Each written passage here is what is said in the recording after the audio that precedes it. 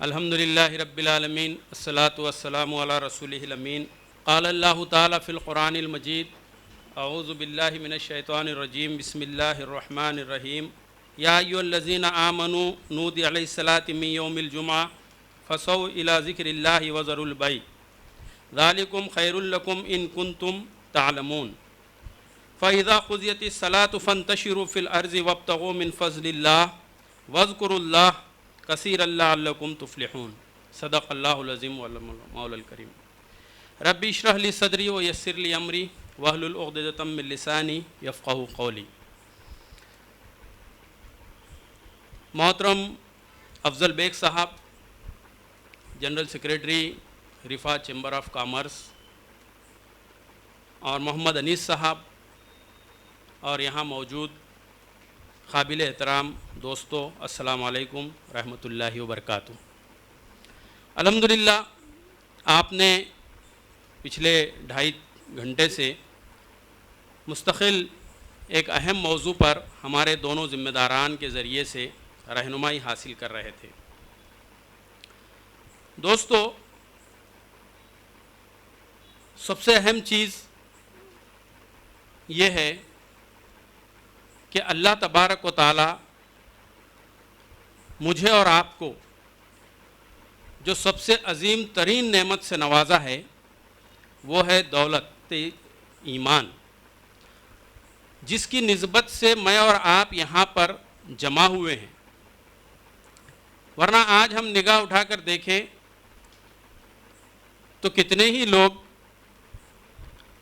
اس ایک ایمان کی دولت سے محروم ہونے کے نتیجے میں دنیا میں بھی نقصان اٹھانے والے ہیں، اور آخرت میں تو ان کا نقصان ہونا ہی ہے۔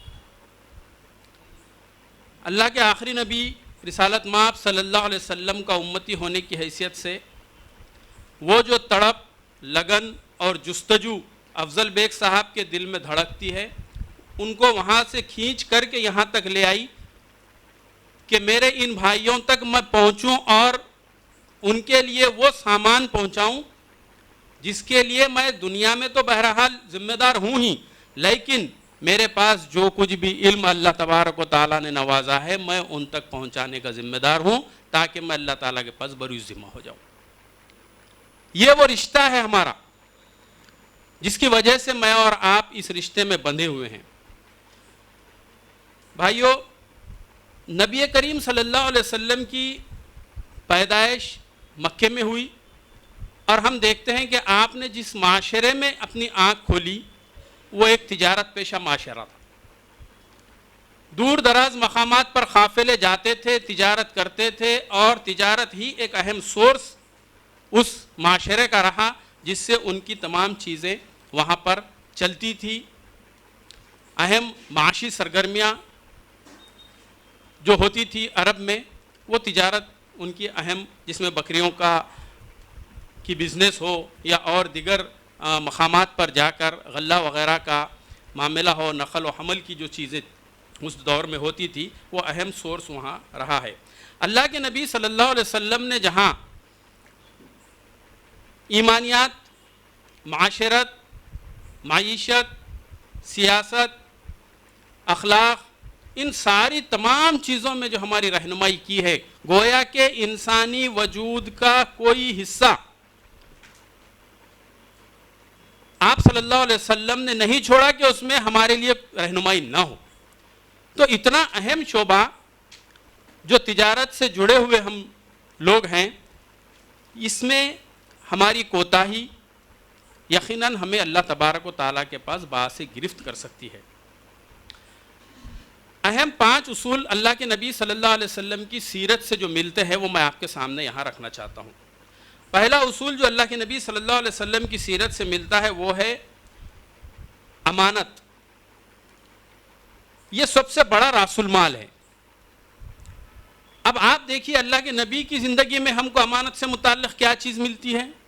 وہ یہ ہے کہ پورا عرب لاکھ مخالفت کے باوجود، دشمن ہونے کے باوجود اس بات کی گواہی دیتا تھا کہ یہ امین اور صادق ہے، اپنی امانتیں لا کر رکھتا تھا، اور جس وقت ہجرت کا موقع آیا تو اللہ کے نبی صلی اللہ علیہ وسلم نے حضرت علی کو اس لیے مقرر کیا کہ یہ امانت صبح تم کو ان لوگوں کو دے کر پھر آنا ہے. یہ تجارتی اصول کا سب سے پہلا اصول ہے. دوسرا اصول صداقت ہے. تجارتی سوسائٹی میں جو سب سے اہم مقام اگر تاجر حاصل کر سکتا ہے تو وہ اس کی صداقت کے ساتھ حاصل کر سکتا ہے. آپ دیکھیے عرب کی سوسائٹی میں اللہ کے نبی صلی اللہ علیہ وسلم کی سچائی کی قسمیں کھائی جاتی تھی. تیسری جو چیز ہے وہ مال کی پرکھ اور مارکیٹ میں مہارت حاصل کرنے کی بات ہے. کامیاب تجارت کا تیسرا اصول. اب آپ یہ دیکھیے کہ کوئی آپ کو ٹھگ نہ لے, غلط مال آپ کے ہاتھ میں پکڑا نہ دے. اس کے لیے یہ ضروری ہے کہ آپ کو اپنی تجارت سے پہلے اس سے متعلق وہ ساری چیزوں کا علم ہونا چاہیے جس کی دریا میں آپ کودنا چاہتے ہیں. آپ کو اس کی گہرائی کا پتہ ہونا چاہیے, اس کے اندر موتی ہے یا سیپی ہے اس کا اندازہ ہونا چاہیے, پانی کھارا ہے یا میٹھا ہے اس کا اندازہ ہونا چاہیے. جب کہیں جا کر اس کے اندر غوطہ لگانے کی تیاری کی جانی چاہیے. اللہ کے نبی صلی اللہ علیہ وسلم نے یہ بھی اصول ہم کو بتایا ہے. اور چوتھی چیز اللہ کے نبی صلی اللہ علیہ وسلم نے بتائی ہے سخاوت. تجارت میں کامیاب جو چوتھا اصول ہے وہ سخاوت کا اصول ہے. یہ چیز گراہکوں کو اپنے طرف مائل کرتی ہے, لوگوں میں آپ کی اپنی ساکھ مضبوط کرتی ہے.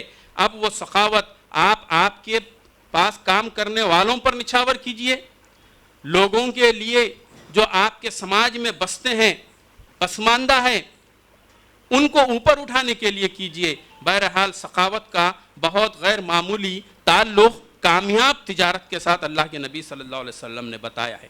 اور پانچواں اصول اللہ کے نبی صلی اللہ علیہ وسلم نے بتایا ہے کہ ایفائے عہد, وعدے کی پابندی, یہ وہ پانچواں بنیادی اصول ہے جو کسی تاجر کو ایک کامیاب مسلم تاجر بناتا ہے. یہی 5 اصول کی بنیاد پر ہم دیکھتے ہیں کہ دنیا میں مسلمانوں نے تجارت کے لیے پہنچے اور وہاں پر ایک بڑی آبادی کو متاثر کیا, جس کے نتیجے میں لوگوں نے اسلام قبول کیا. میں اور آپ یہاں پر جو بیٹھے ہوئے ہیں یہ اسی کا نتیجہ ہے کہ ایک بہتر تجارت پیشہ افراد ہندوستان آئے اور انہوں نے اپنی تجارت کے ذریعے اسلام کی تبلیغ کی, اپنے شخصیت کو لوگوں کے سامنے پیش کیا, جس کے نتیجے میں ایک غیر معمولی اسلامی انقلاب ہم دیکھتے ہیں کہ پورے دنیا کے اندر برپا ہوا ہے.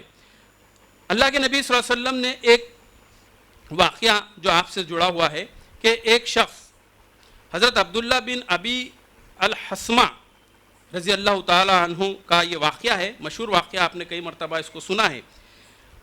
ایک نوجوان جو اللہ کے نبی صلی اللہ علیہ وسلم سے راستے میں ملاقات ہوئی اور اس نے کہا کہ میرے ذمے کچھ رقم آپ کی ہے اور آپ یہاں رکیے, میں آپ کو لا کر دیتا ہوں. 3 دن ہوا, اس نوجوان نے اس بات کو بھول گیا. تیسرے دن جب یاد آیا تو پلٹ کر دیکھتا کیا ہے کہ اللہ کے نبی اسی جگہ کھڑے ہوئے ہیں. یہ وعدہ تھا اللہ کے نبی کا کہ میں یہاں ٹھہروں گا.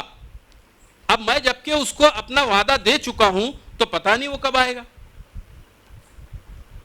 تو آپ دیکھیے کتنی بڑی غیر معمولی اللہ کے نبی صلی اللہ علیہ وسلم کی شخصیت سے ہم کو یہ چیزیں ملتی ہیں. اب دیکھیے جو 5 چیزیں جو بتائی گئی ہے جس پر ہم کو عمل کرنا ہے کامیاب تجارت کے لیے, اور 5 چیزوں سے بچنا بھی ہے.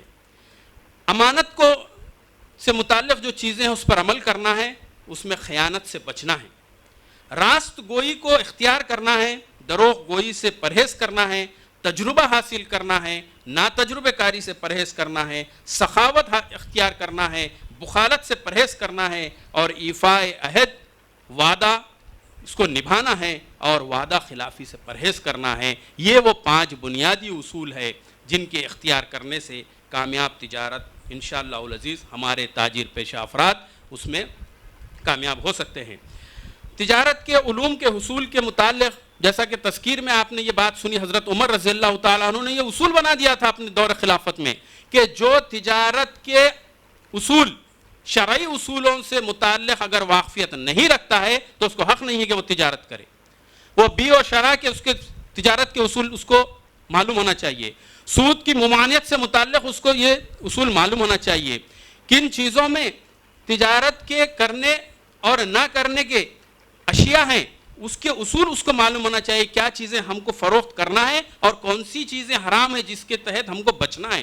یہ شرعی اصولوں کی اگر پابندی اور اس سے متعلق اگر معلومات، اس کا علم اگر کسی کو نہیں ہے تو اس کو اختیار نہیں تھا اس زمانے میں کہ وہ تجارت کرے۔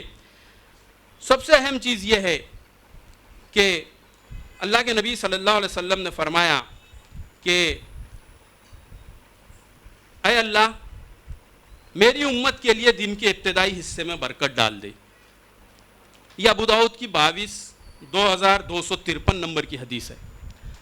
اللہ کے نبی صلی اللہ علیہ وسلم نے کیا فرمایا کہ اللہ میری امت کے لیے دن کے ابتدائی حصے میں برکت ڈال دے، یعنی صبح کا سونا۔ آج ہمارے پاس سب سے بڑی جو تجارت کے درمیان میں حائل جو چیز ہے، آج آپ دیکھیے کہ دن چڑھے تک 12 بجے تک آج ہمارے مارکیٹ کھلنے کے لیے تیار نہیں ہے۔ ہمارے تاجر پیشہ افراد 9 بجے دکان بند کرتے ہیں اور 4-5 بجے صبح جا کر جو ہے گھروں میں سوتے ہیں۔ کیوں؟ کیونکہ 12 بجے تک پھر صبح کیا کریں گے؟ آپ دیکھیے کہ یہ وہ چیزیں ہیں جس کے ذریعے سے ہمیں تجارت میں اصول کی پابندی بہت اہمیت ہے کہ اس کو ہمیں اختیار کرنی چاہیے۔ ملکیت اور قبضے کے بغیر ہم کسی اشیاء کا سودا نہ کریں، یہ وہ تجارتی اصول ہے جو اللہ کے نبی صلی اللہ علیہ وسلم نے بتایا کہ کسی کو 10,000 روپے پکڑا دیے اور یہ بولے کہ تیرا میرا سودا ہو گیا، اور پھر اس کے بعد نہ وہ ہماری ملکیت میں آیا نہ ہمارے قبضے میں آیا، اور اس کے بعد چلے اس کو جو ہے لوگوں کے سامنے پیش کرنے کے لیے کہ بھئی میں بیچنا چاہتا ہوں، اور پتہ چلا بعد میں کہ وہ سامنے سے آدمی منحرف ہو گیا تو سامنے سے ہم ذلیل ہو گئے۔ اگر ضلالت سے بچنا ہے تو اسلامی اصولوں کا اختیار کرنا بہت ضروری ہے۔ آج ہمارے پاس ہو رہا ہے، کتنی جگہ آپ دیکھتے ہیں کہ لوگ جو ہے ان اصولوں کے خلاف ورزی کرنے کے نتیجے میں ذلیل ہوتے ہیں، معاملات خراب ہوتے ہیں، کورٹ کچہریوں تک جاتے ہیں، لوگ گھروں پہ آتے ہیں، جھگڑے اور فساد ہوتے ہیں۔ یہ ساری چیزیں آپ دیکھتے ہیں۔ آپ دیکھیے کہ معاملات کو ضبط تحریر میں لانے کے لیے اللہ کے نبی صلی اللہ علیہ وسلم نے باضابطہ کئی احادیث اس کے اندر ہم کو ملتی ہے۔ خود قرآن مجید کی ایک آیت میں آپ کے سامنے رکھنا چاہتا ہوں کہ وَلَا تَسْأَمُوا أَن تَكْتُبُوهُ صَغِيرًا أَوْ كَبِيرًا إِلَىٰ أَجَلِهِ ذَلِكُمْ أَقْسَطُ عِندَ اللَّهِ وَأَقْوَمُ لِلشَّهَادَةِ وَأَدْنَىٰ أَلَّا تَرْتَابُوا۔ آپ دیکھیے، اور معاملہ چھوٹا ہو یا بڑا، اس کی میعاد تک لکھنے میں سستی نہ کرو۔ ہم 4 لوگ 2 لوگ مل کر کے ایک بزنس کھڑا کرتے ہیں، لیکن ہماری سستی کہاں ہوتی ہے؟ یہ قرآن مجید کی آیت کا حصہ ہے۔ سستی کہاں ہوتی ہے؟ آپس میں اتنی محبت ہے، آج نہیں تو کل لکھ لیں گے، لکھنا کیا ضروری ہے، میرے اوپر بھروسہ نہیں ہے۔ یہ چیزیں دیکھیے قرآن کیا کہتا ہے، اور معاملہ چھوٹا ہو یا بڑا، وَلَا تَسْأَمُوا أَن تَكْتُبُوهُ صَغِيرًا أَوْ كَبِيرًا، سستی نہ کرو۔ یہ لکھ لینا اللہ کے نزدیک انصاف کو زیادہ قائم رکھنے والا ہے اور شہادت کا زیادہ درست رکھنے والا ہے۔ ہم قرآن اور حدیث کی باتوں کو منحرف کر کے اس کو بالائے طاق رکھ کر دنیا میں کامیابی نہیں حاصل کر سکتے۔ اگر دنیا میں کامیاب تاجر بننا ہے تو میرے اور آپ کے آقا رسالت مآب صلی اللہ علیہ وسلم کے اصول ہمارے لیے بہت اہمیت کے حامل ہیں۔ ایک طرف اشارہ ہمارے ذمہ دار نے کیا کہ کس طرح ہماری سوچ نگیٹو سینس میں لوگوں نے ڈیولپ کی ہے۔ جیسا کہا جاتا ہے نا کہ چھوٹی سوچ اور پاؤں میں موچ، یہ انسان کو آگے بڑھنے نہیں دیتی۔ صحابہ اکرام کے عشرہ مبشرہ کے 10 صحابہ میں سے آپ نے کبھی حضرت عبد الرحمن بن عوف کا واقعہ سنا ہے؟ آپ کی زندگی کو پڑھا ہے؟ عبد الرحمن بن عوف کو اللہ کے نبی صلی اللہ علیہ وسلم نے تاجی الرحمن کہہ کر پکارا ہے۔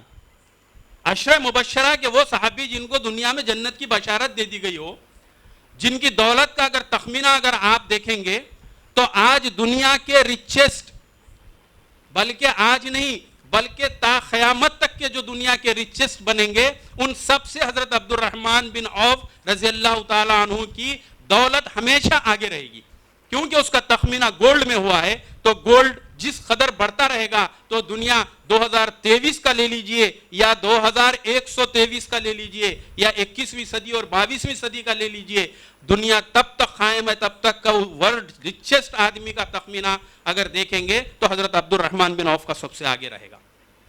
حضرت عثمان غنی کی تاریخ پڑھیے، عشرہ مبشرہ کے صحابی، تو اللہ تعالیٰ نے دولت کمانے سے نہیں روکا ہے بلکہ دولت کما کر لٹانے کی ترغیب دی ہے کہ جو تمہارے درمیان زکوٰۃ لینے والے ہیں ان کو زکوٰۃ دینے کے قابل اگر تم بناؤ تو یہ تمہاری دولت کام کی ہے۔